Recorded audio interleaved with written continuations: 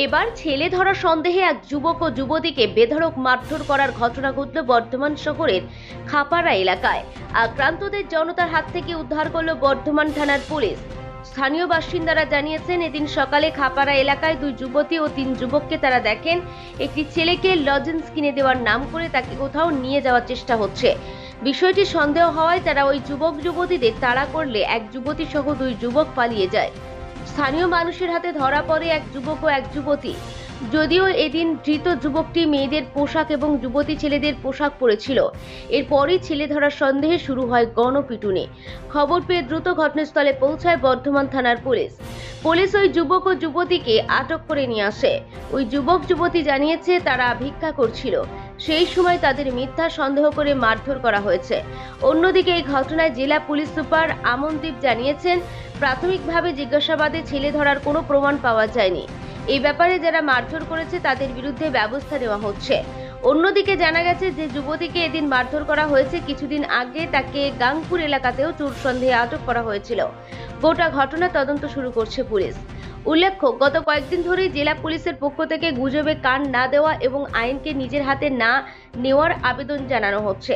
এদিন পুলিশ সুপারও জানিয়েছেন, তারা জনগণের কাছে আবেদন রাখছেন গুজবে কান দেবেন না, কেউ আইনকে নিজের হাতে তুলে নেবেন না। সন্দেহ হলে পুলিশকে জানান। এদিনের এই মারধরের ঘটনায় 6 জনকে গ্রেফতার করেছে পুলিশ। তো এই দুটি বাইরেকার একটি ভদ্রমহিলা একটি ছেলে, এরা একটি বাচ্চা ছেলের গায়ে হাত বলেছে এবং তার হাত ধরে টানাটানি এটা করছিল। এরা সেটা খেয়াল করে যখন এদের ধরতে যায় তখন এরা দৌড়াতে পালাতে শুরু করে। এর পিছনে ধাওয়া করে এবং ধরা হয়। ধরার পর এরা যখন স্বীকারোক্তি চায় তখন এরা স্বীকার করে যে আমরা ছেলে বিক্রি করি এবং ছেলে ধরি।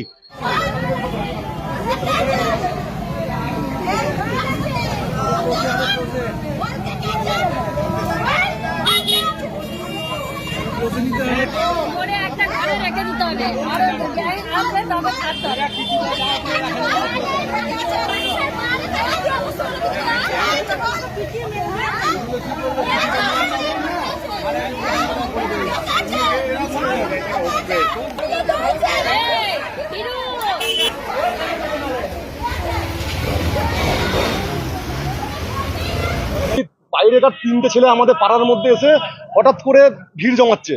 আর আমাদের পাশের পাড়ার টিকে পাড়া একটা ছেলে, বাচ্চা ছেলে, ওকে দেখে বলছে শোন শোন কাঁচাই, ঠিক আছে, মাথায় হাত বুলাচ্ছে, বলছে চ ওইদিকে চকলেট কিনে দেবো। আর আমি তখন দূর থেকে দেখতে খেয়াল করতে পেরেছি, এখানে কি বলছিস। আর আমাকে দেখেই 5 জন ছিল, 2 জন ওইদিকে ছুটেছে, 3 জন এইদিকে ছুটেছে। আমি একা দেখুন ঘেমে ঘামে আমি আর আমার ভাইটা মিলে, ঠিক আছে, এই যে ছেলেটা, ঠিক আছে, একসঙ্গে ছুটে মানে ধরার চেষ্টা করলাম।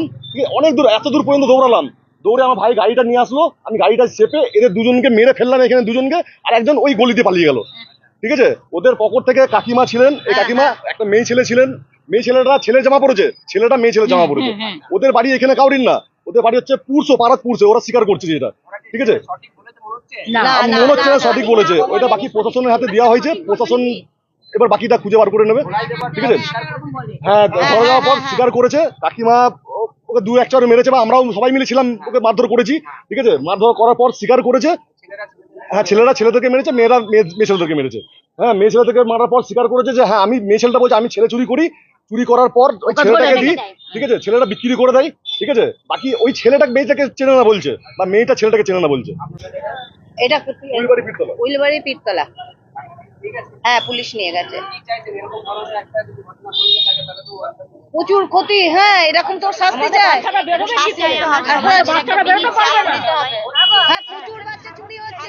পূর্ব বর্ধমান থেকে শেখ সামিনের রিপোর্ট, খবর বর্ধমান নিউজ।